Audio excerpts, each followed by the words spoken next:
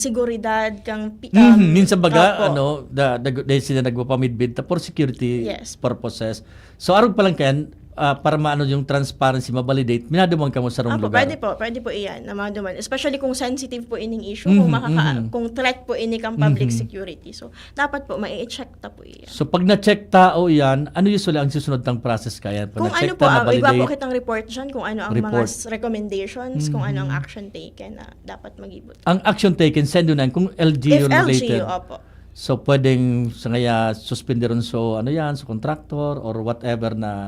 Igwaman pong mga anonymous complaints na from civil service na tigpababa sa LGU, and then ma-action ng LGU, magkakaigwa kita ki mga joint inspection team kung sa sanitation, kung peace and order.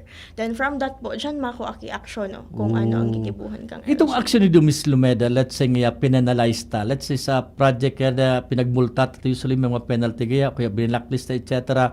Pipo-publish taman ini or pipo-paaram to sa publiko as part of the transparency kung anong ginibo nitong action. Opo, napopost man po iyan, nagkakaigwa kita ng mga ang documents naman po available upon request kung kaipuhan po.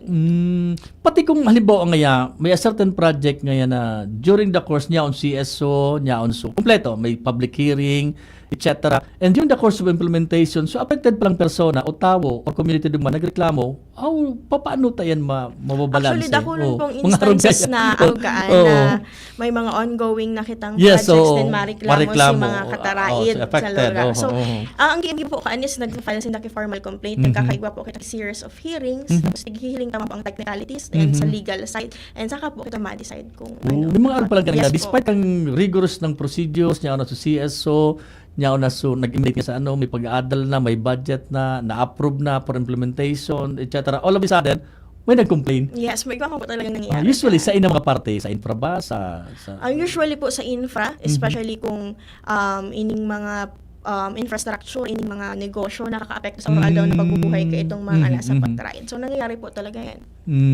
Ano minsan ang mga rason dahil naapektuhan sinda or because of the minsan climate, etc. Ano gusto yung Iba mga po rason? kita actually, minsan sanitation, Sanitation. ang mamantenir, ang Yun, kalinitan yun, ng palibot. oo. Opo. Oo. Tapos, in terms of noise, Yun, po, nag-create ng- nagkakaroon ng disturbance kung oras naking ikaturog, Yan. maribok duman. Oo. So, yan po ang mga Ayun, usually, complaints maribok, po. sanitation, bako malinig, Opo. then maintain, etc. Usually, yun na siguro so after effect, ano? Yeah, after yes po. Oh, So, actually, ba, daima po talaga kasi yan, gabos na po foresee during the planning. So, ano lang po iyan, as true time. So may solusyon na tayong pigigibo dyan, either to mitigate ito Yes or po. hihali. Pero sa mga araw ka, usually, meron ba mga instances na pipundot ang project, hihali ta, kikancel ta? Yes po, especially kung may mga irregularities po duman sa ano, papapundot po yun hanggang makapag-comply po. May maso talaga, hindi naman transparency, Yes may po. maso no. Pun sa pinakangpuon, sa implementation, hanggang matapos, hanggang sa mga post, ano yan, sa mga efekto, etc., etc. They daw, maapod sa ano, sayang ang budget nga, they daw magsasabi, sayang ang budget nga, kung tanarap kayo, may mga mga instances na, although, bako man sa project talaga, perfect, ano, sa Apo. project. Pero yung mga araw na instances na, kung ginibo mo yung araw kayo, kung araw kayo ginibo, kung ganyan ba, yung mga usually na araw ka, mga araw ka na, mga feedback na daw ka mo. Apo, actually, may mga feedback man pong arugaan na, syempre, magkakaiba man po baga. Oh, May oh. kung i-balance na lang po ang interest ng both sides. Mapagal talaga, no? Opo. Pero as far as the local government unit is concerned, as far as siguro sa mga government Yes is po, mga concerned. government. Okay, sa ibang mga apektadong persona, alba ako ang recipient, paano tamahiling na igwanin transparency on their part also? Na while transparent sa mga transactions, sa mga records, sa mga details, sa participation, paano tamahiling na igwanin transparency on the part ng recipient o mga nagbibenepisyo? Ay, actually po, iwaman kita kung, for example, po ilang sa mga ayuda. Ayuda.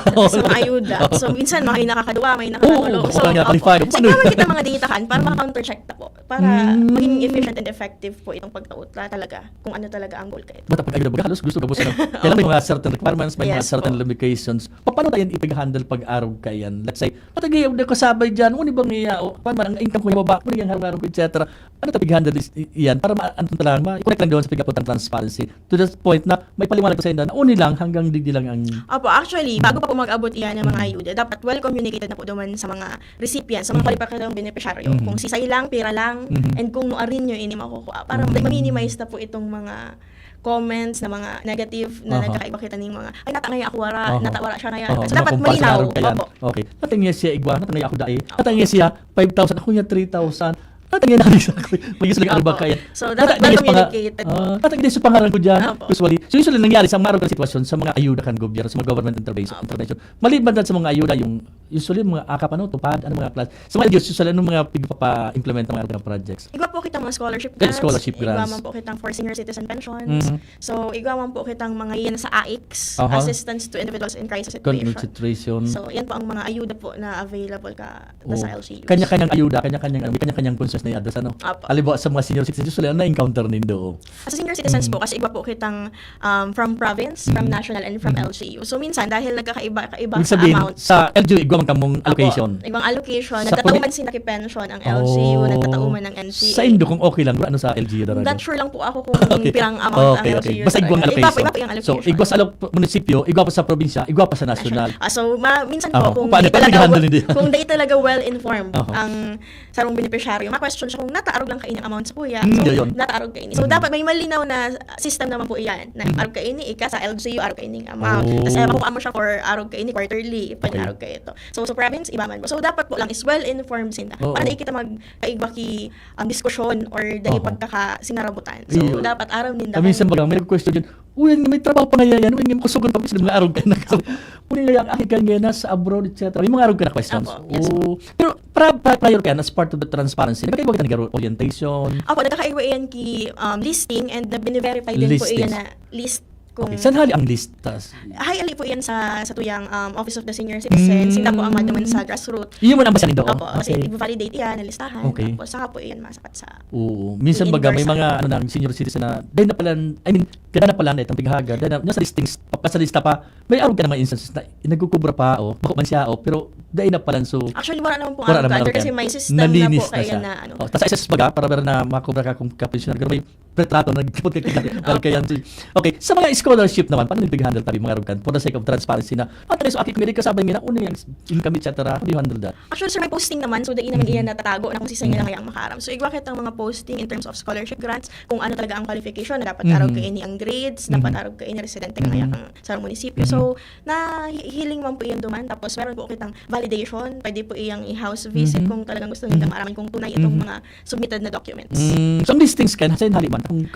Ang scholarship po, usually, is hali po iyan, ikaw mismo ang ma-apply. Tama, ma-apply ka man hanggang. So, ano usually, sa mga LGUs, anong mga criteria halimbawa ngayon? Actually, member ka ng indigent.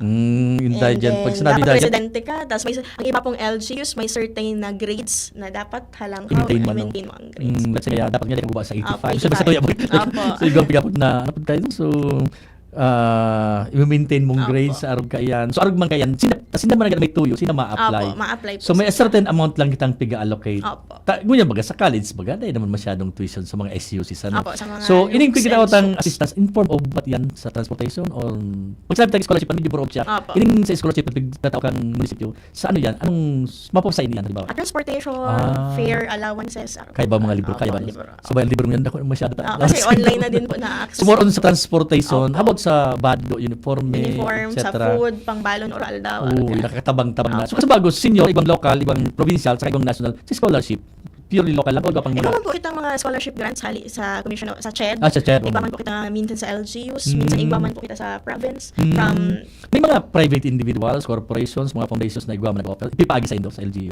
as of now po gani wala Wala pa. man, Pero hopefully direct po ang Oo. hopefully. Sa mga sa mandate kang LGU, sa mga naman ang kasabi sa 11 basic service yun, sa education. Hindi mo nag-arano kang so, nag-aragi sa ang tupad, ang iba pa, so akap, etc. Then, Actually minsan po iyo, minsan dai. So minsan hali po mismo naman sa direct ka na sa ano. Opo. Kaya pag sinabing, minsan mga nababasa lang LGU, ano, Opo. Patang ngayon din kami nasa lista dyan, doon pakari pa rin sa national. O sa DSWD, sila na Opo, nag- DSWD. So kung panuta yan naman, namamalis na arog ka na, then nga kami informaran mo, pa rin nga sa ilo. Actually, minsan po, naaaraman lang iyan Transparency, ng oo. LGU is pag nakuha na lang certification sa halipod sa LGU. So, Ano itong certification sa gamitin? kung solo parent, kaya ipuhan kung okay. farmer siya, mahahagat siya certification na member siya ang So, man lagi na isihan Opo. na ibang ibaba na para di sa Yes. tupad or kung saan man na ayuda. Opo. Ayun. So talagang mahiwasan naman. Anong sektor ang naampan ilagay din masibay sa senior citizen? Sabi ko sa mga sa mga nasa transport, anong mga nasa ayun naman sila sa mga tricycle drivers, sigwa makita dyan na naka-allocate sa indaro. Ang ako, minsan mga tricycle drivers ang beneficiaries So kapos nila. ini ayuda sa kapos ang kita Yes, program yes. no akap okay. So sa indo bako man harian sa indo national yata yun? Opo, national po So yan. anong requirements sa pighagad man para makakuha ka kan? Minsan po naghahagad man sila ng certification na sila talagang tricycle drivers. Ayan. Sa indo LGU, opisina. opo. Ang LGU Nagtatao kang regulate man franchise, kan opo, franchise. opo. Okay. So naraman nindo na igwang akap mahigit ka sa Mahagad certification. sa certification. So paano rin pag-handle minsan mo pa ng problema ba man sa indo kundi minsan kamunan mo ito. Pero sa ikaw transparency, ano ang gigibin ng paagian para ma-explicaran sa indo? Actually, minsan nag-announce po kami na ang Arugainin programa, direkta po yan sa NCA, send bako man po na kami ang ma-decide. And encourage lang po sila makipag-coordinate naman sa akin siya. Tapos kung ano man po ang kaipuhan nilang asistansya, itatao man po ako. Minsan baga ang venue sa covered court kang Opo, daraga no. minsan Ikaw man nagpa-coordinate, nagfacilitate ka mo kaya. opo. Minsan nga Logistics. sa logistics. Opo. Pati yan kang tabang nido suporta sa inda. Opo. Di sa mga minsan magawin matabang kita naman sa mga displays, nagkasuluan ngaya, etc. Ikaw man kita mga tabang diyan na tigtatao. Ay, ang MSWD po, MSWD. igwa man pong programa para sa mga displaced tang individuals. Igwa man po sinda for those youth na in conflict of the law, mga juvenile mga, na. yes, mga biktima ng violence against women. So, igwa man po mga programa siya ng MSWD. Inimis lumada usually nangyayari mga after typhoon, after expected din na magkaiwan ng relief coach. Pero meron pa expecting na barangay na muna and then LGU. Paano na observe yung transparency? Hindi ba pinakang sa kita pinagagyan kay mga bagyo baga ano? Lalong niya na yan. Tapos primero, yun ang ganito pa expecting na. So ayuda tulos. Ang pag-isip na primero sa barangay, munisipyo, probinsya ka. Paano pig-handle tabi din sa LGU yan? Meron ka ng sitwasyon. Actually, nagkakaigawan po kita dyan coordination, camp coordination and management. Para po systematic kung sisay ang matao for the first 3 days, sisay ang matao and so on. Alam mo, first visual baga, primero responder ka Si sa barangay. Tapos kung wala pong anong barangay, di ma-augment po sa LGU Okay. hanggang sa NCA's provincial government. Hanggang sa Opo. national. Okay. Kaya, maski po paano, kaya mo dahil involved o direkta kang iagi ang project, still LGU Yes, man yun. LGU po talaga. Ang main So, responder kung kami. hiling mo ang transparency, yan talaga sa mga local government units na ano, anong mga challenges na nahiling mo dyan? Ikaw bilang nasa Office of the City Mayor and then practicing in transparency. So, kung nakuha mong inputs during your college days, sa master days, transparency is very important. Governance, sabi ganun yan.